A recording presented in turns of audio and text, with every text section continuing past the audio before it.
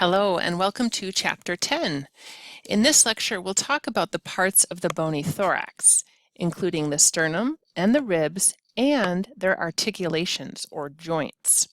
So let's get started.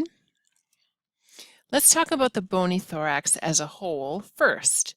So the bony thorax consists of the sternum anteriorly, the thoracic vertebrae posteriorly, and then 12 pairs of ribs that connect the sternum to the spine.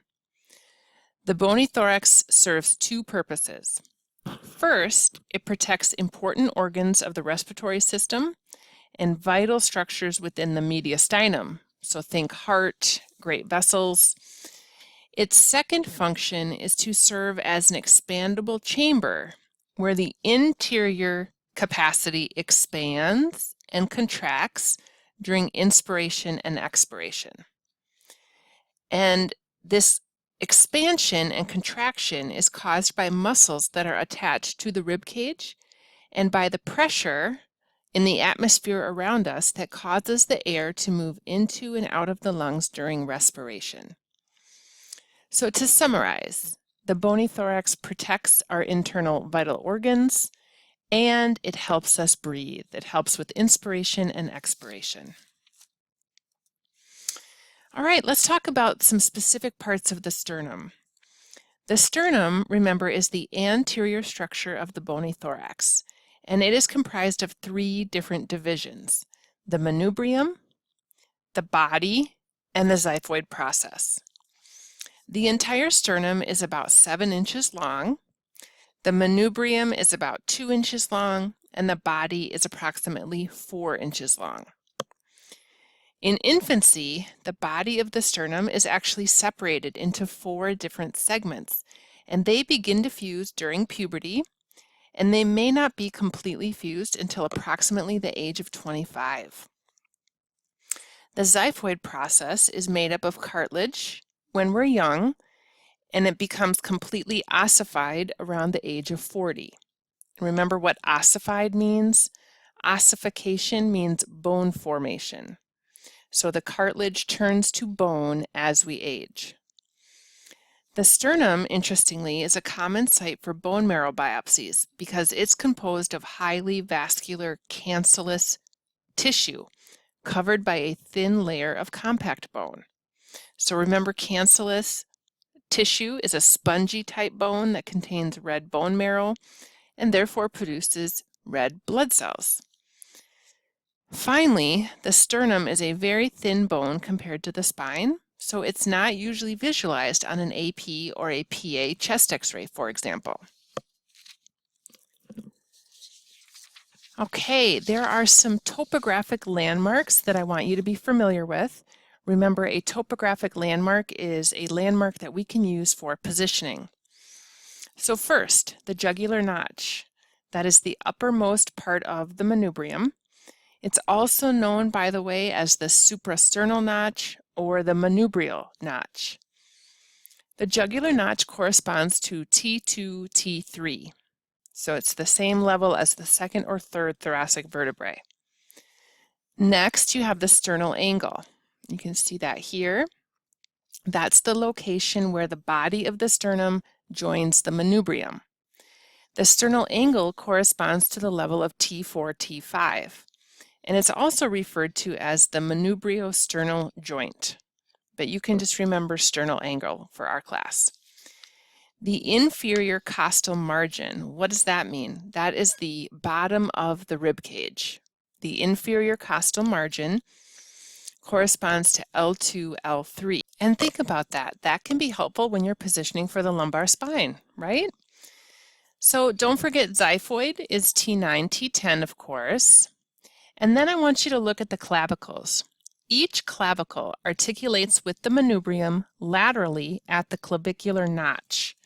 And we're going to look at a close-up of this on the next slide, but notice the clavicle articulates with the manubrium laterally on the manubrium, and there's a little notch there where the clavicle articulates. That's called the SC joint, the sternoclavicular joint.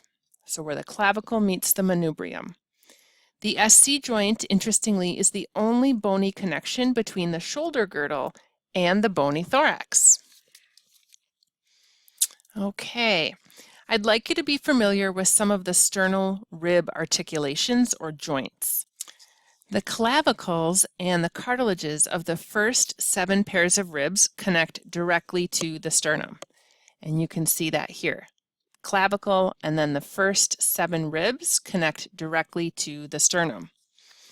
Below each clavicular notch, or the SC joint, is a depression or facet for articulation with the cartilage of the first rib. So let's look at that.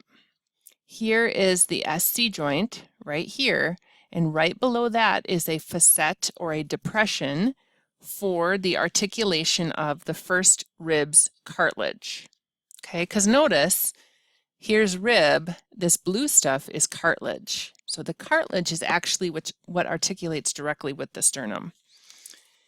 Again, the anterior ribs, what we're looking at here, do not unite directly with the sternum, but they articulate with a short piece of cartilage called costocartilage.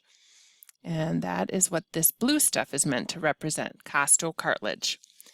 The second costocartilage connects to the sternum at the level of the sternal angle. Okay, again, so think about that. The first rib articulates with the manubrium.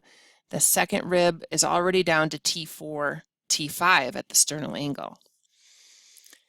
The third through the 7th costocartilages connect directly to the body of the sternum, and you can see that here. Okay. Ribs 8, 9, and 10 also possess costocartilage, again, which you can see here. But these connect to the costocartilage of the 7th rib. And again, 8, 9, and 10 connect to the 7th. The 7th then connects to the sternum. Okay? Okay, good. Let's talk a little bit more about ribs.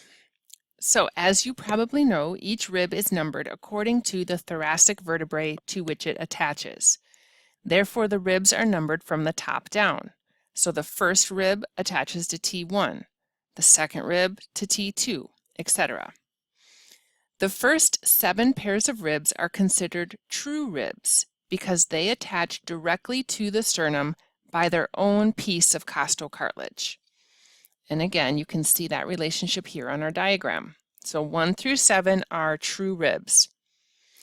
The last 5 ribs, 8, 9, 10, 11, and 12, are called false ribs. And you can imagine why. They don't connect directly to the sternum with their own piece of costocartilage. Remember, ribs 8, 9, and 10 have costocartilages that connect to the 7th, but the last 2 pairs of false ribs, 11 and 12, are unique because they don't possess a costocartilage at all. So let's look at the next slide. You can see that here. Ribs 11 and 12 do not have any costocartilage. They are called floating ribs.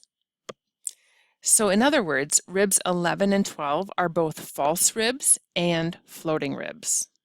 Okay, so to recap, ribs 1 through 7 are considered true ribs because they connect directly to the sternum with their own piece of costocartilage. Ribs 8 through 12 are considered false ribs, and they do not connect directly with the sternum. Ribs 11 and 12 are further classified as floating ribs because they have no costocartilage. Okay, we're going to pause here. In part 2, we'll discuss more details of the ribs.